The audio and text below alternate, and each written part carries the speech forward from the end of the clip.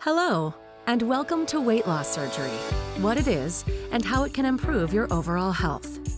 In this informational video, we will cover many topics pertaining to surgical weight loss, including information about obesity itself and its causes and effects, as well as the varying types of surgeries available, the benefits of each, and what patients can expect before, during, and after a procedure.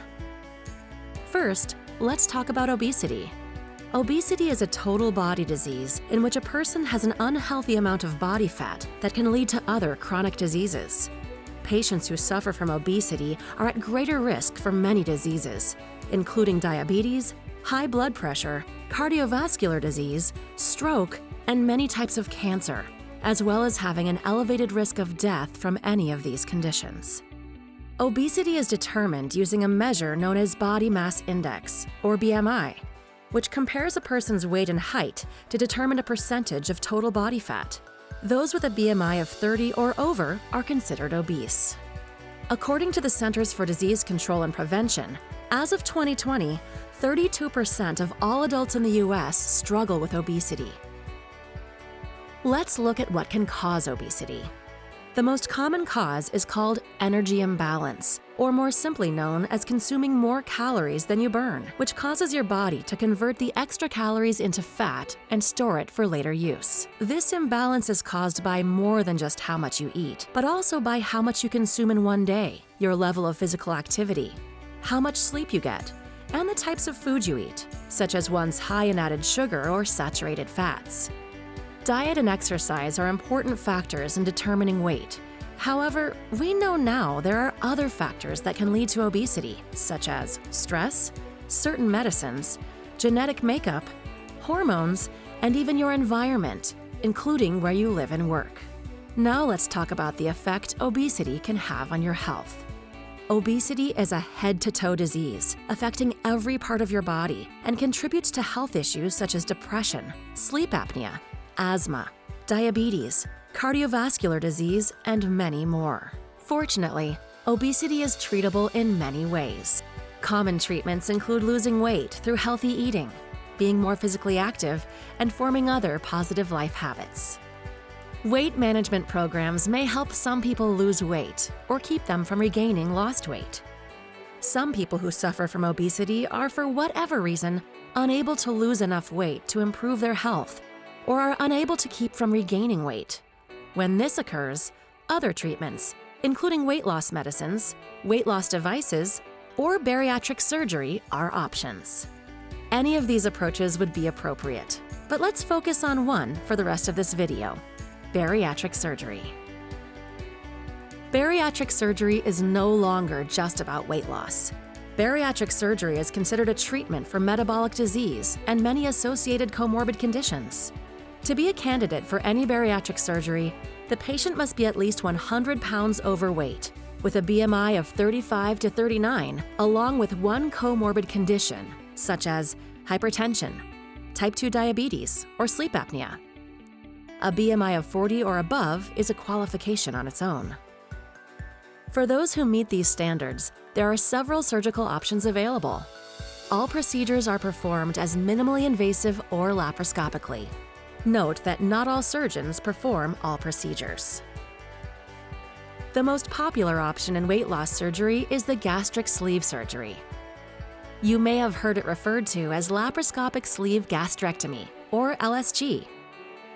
In this procedure, a fairly large portion of the stomach is removed, with only a sleeve-shaped portion remaining that is about the size of a banana and requires no reconnection of the intestine.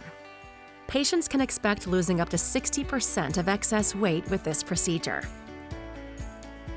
Next, let's look at what is called gastric bypass, or Roux-en-Y. In this procedure, the stomach is divided into two portions. The top portion, which is about the size of an egg, will become your new stomach. The lower portion is bypassed and no longer used to digest food. The small intestine is then divided and connected to the newly created top portion, bypassing part of the digestion tract, which results in decreased absorption of calories, vitamins, and minerals, which leads to weight loss. Patients undergoing this procedure can expect to lose as much as 70% of their excess weight. Another option is called a duodenal switch. This procedure combines a gastrectomy, the removal of part of the stomach, with an intestinal bypass, which makes the path your food takes through your intestines shorter. This reduces the size of the stomach, as well as how much nutrition your small intestine can absorb from your food. There is a new procedure available, the single anastomosis duodenal bypass, or SADIS, also referred to as SIPS or Loop DS. This procedure is highly effective for type 2 diabetes treatment. Since it is new, it is not performed by all surgeons. With these duodenal switch procedures, patients typically experience an 80% reduction in their excess weight. Additionally, the gastric band procedure is an option. This procedure divides the stomach into two parts by placing an adjustable silicone band around the top portion of the stomach that can be filled with fluid to limit food restriction. Food sits on the top portion, taking longer to digest. Patients undergoing this procedure can expect to lose up to 50% of their excess weight. There are many factors to consider when thinking about which procedure is right for you, including the amount of weight loss desired, current medical history, risk for postoperative complications, eating habits, lifestyle, the ability to reverse or revise the procedure postoperatively, as well as your ability to follow up with your doctor after the procedure. Make sure you discuss these and other factors with your doctor. Patients can expect to spend at least 1 to 2 days in the hospital for a minimally invasive procedure, and a few additional days are expected for more invasive surgeries. Some procedures can be done on an outpatient basis or as a same-day surgery. In the first weeks post-surgery, patients normally feel weak and experience other normal postoperative symptoms, such as pain, nausea, vomiting, lightheadedness, loss of appetite, loose stools, gas, and mood swings. It is very important for the patient to be active right away after the procedure. Short walks or shifting positions in bed while you're in the hospital can effectively promote circulation, promoting healing and reducing blood clots. Upon leaving the hospital, the patient will be provided with specific dietary and activity instructions, as well as information about follow-up appointments. Once home, strenuous activity and lifting anything heavier than 20 pounds is not recommended for up to 6 weeks. However, non-strenuous activities, such as short walks, are encouraged and important for a healthy recovery. Staying hydrated is also key. Drinking 1.5 to 2 liters of water a day by small frequent sips is recommended. Wound care is very important once the patient is home. The surgical site will have incision sutures or stitches deep in the skin and surgical glue or steri strips on top. The sutures dissolve over time, and the glue begins to peel 1 to 2 weeks after surgery. Steri strips will come off on their own in about 7 days. It's safe to let the incisions get wet during a shower, but don't submerge them in water until they're completely healed. A small amount of yellow, pink, or clear fluid draining from the incision is normal. If an infection develops at the wound site, it usually occurs 3 to 10 days after surgery. Watch for symptoms of infection, which include increased redness or foul-smelling fluid coming from the incision, severe pain at the incision site. Other symptoms of concern are fever, chest pain, shortness of breath, nausea and vomiting, pain and swelling in the legs, trouble urinating, and pain that persists after taking pain medication. If you experience any of these symptoms or others, contact your care team. Since absorption of vitamins and minerals is altered after bariatric surgery, whether it be from malabsorption or restriction, decreased vitamin-mineral absorption may occur and could lead to serious and sometimes lifelong consequences. It is imperative to take daily bariatric-specific multivitamins and mineral replacements as prescribed by your surgeon, as well as commit to lifelong follow-ups with your doctor. Patients may experience temporary hair loss after the surgery. This is one of the body's natural responses to the stress of rapid weight loss and should improve after 6 to 12 months. To minimize any loss of hair, the patient should take their daily multivitamin and consume at least 60 to 80 grams of protein per day, as well as avoid any hair treatments such as perms or coloring that can stress the hair. Typically, patients return to their jobs within 2 weeks, depending on what type of work they do.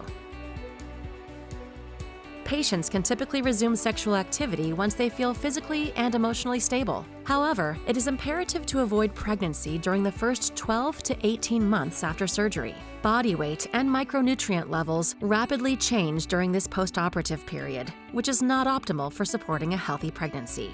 If you do become pregnant, please contact the bariatric surgery office and your care team will work with your obstetrician to ensure the best possible prenatal care. At many HCA Florida Healthcare weight loss surgery programs, we offer comprehensive services like dietary and mental health education and support before and after surgery. Bariatric surgery is a tool. Using that tool is up to you. Lifelong follow-ups with your surgeon, attending support groups, and staying connected to our care team is essential to your success. So where do you go from here? Some key next steps include insurance verification and a consultation. We recommend that you call your insurance company to verify you have coverage for surgery and obtain the specific requirements to qualify. Typically, insurance will require various qualifications, such as BMI, psychological evaluation, a letter of support, nutritional evaluation, and sometimes medical weight management prior to surgery. The surgeon's office or facility will also verify your insurance requirements, as well as navigate you through this preoperative process. If you do not have coverage, there are cash pay options available. The time it takes to complete the preoperative program typically takes 1 to 3 months, depending on your insurance company's requirements. If you are interested in moving forward, please contact the facility or a surgeon of your choice to schedule a consultation.